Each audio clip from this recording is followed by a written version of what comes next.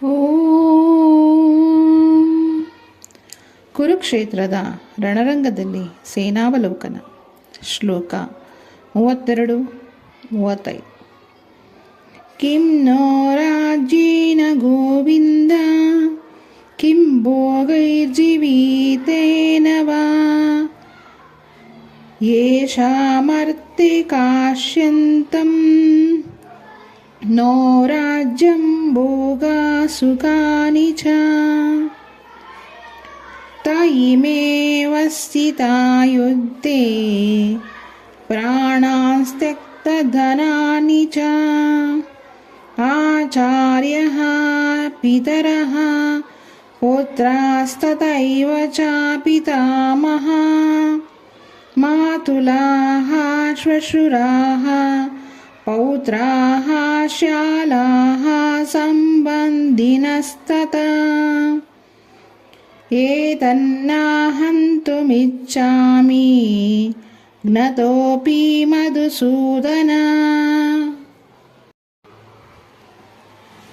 ಅಪಿ ತ್ರೈಲೋಕ್ಯರಾಜ್ಯಸ್ಯ ಹೇತೋಃ ಕಿಂ ನು ಮಹೀ ಕೃತೆ ನಿಹತ್ಯಾದಾರ್ತರಾಷ್ಟ್ರಾನ್ನಃ ಕಾ ಪ್ರೀತಿಃ ಸ್ಯಾತ್ ಜನಾರ್ದನ. ಅನುವಾದ. ಹೇ ಗೋವಿಂದ, ಯಾರಿಗೋಸ್ಕರ ನಾವು ರಾಜ್ಯವನ್ನು, ಸುಖವನ್ನು ಮತ್ತು ಬದುಕನ್ನು ಸಹ ಬಯಸುತ್ತೇವೆಯೋ ಅವರೇ ನಮ್ಮ ವಿರುದ್ಧವಾಗಿ ಯುದ್ಧಕ್ಕೆ ಸನ್ನದ್ಧರಾಗಿರುವಾಗ ಅವುಗಳಿಂದ ಏನು ಪ್ರಯೋಜನ? ಹೇ ಮಧುಸೂದನ, ಆಚಾರ್ಯರು, ಪಿತರು, ಪುತ್ರರು, ಪಿತಾಮಹರು, ಸೋದರ ಮಾವಂದಿರು, ಮೊಮ್ಮಕ್ಕಳು, ಭಾವ ಮೈದಂದಿರು ಮತ್ತು ಇತರ ಬಂಧುಗಳು ತಮ್ಮ ರಾಜ್ಯಗಳನ್ನು, ಧನವನ್ನು ತ್ಯಜಿಸಲು ಸಿದ್ಧರಾಗಿ ನನ್ನ ಮುಂದೆ ನಿಂತಿದ್ದಾರೆ. ಅವರು ನನ್ನನ್ನು ಕೊಲ್ಲಬಹುದು, ಆದರೂ ಅವರನ್ನು ನಾನು ಕೊಲ್ಲಲು ನಾನೇಕೆ ಅಪೇಕ್ಷಿಸಬೇಕು? ಹೇ ಜನಾರ್ದನ, ಈ ಭೂಮಿಯ ಮಾತಿರಲಿ 3 ಲೋಕಗಳನ್ನು ನನಗೆ ಕೊಡುವುದಾದರೂ ನಾನು ಇವರೊಡನೆ ಯುದ್ಧ ಮಾಡಲು ಸಿದ್ಧನಾಗಿಲ್ಲ. ಧೃತರಾಷ್ಟ್ರನ ಮಕ್ಕಳನ್ನು ಕೊಂದು ನಮಗೆ ಯಾವ ಸಂತೋಷ ಬಂದೀತು? ಭಾವಾರ್ಥ. ಕೃಷ್ಣನು ಗೋವುಗಳ ಮತ್ತು ಇಂದ್ರಿಯಗಳ ಎಲ್ಲ ಸಂತೋಷಗಳಿಗೆ ಕಾರಣನಾದವನು. ಇದರಿಂದಲೇ ಅರ್ಜುನನು ಶ್ರೀಕೃಷ್ಣನನ್ನು ಗೋವಿಂದ ಎಂದು ಕರೆದಿದ್ದು. ಈ ಅರ್ಥವತ್ತಾದ ಪದವನ್ನು ಬಳಸಿ ತನ್ನ ಇಂದ್ರಿಯಗಳಿಗೆ ಯಾವುದು ತೃಪ್ತಿಯನ್ನು ಕೊಡಬಲ್ಲದು ಎನ್ನುವುದನ್ನು ಕೃಷ್ಣನು ಅರ್ಥ ಮಾಡಿಕೊಳ್ಳಬೇಕು ಎಂದು ಅರ್ಜುನನು ಸೂಚಿಸುತ್ತಾನೆ.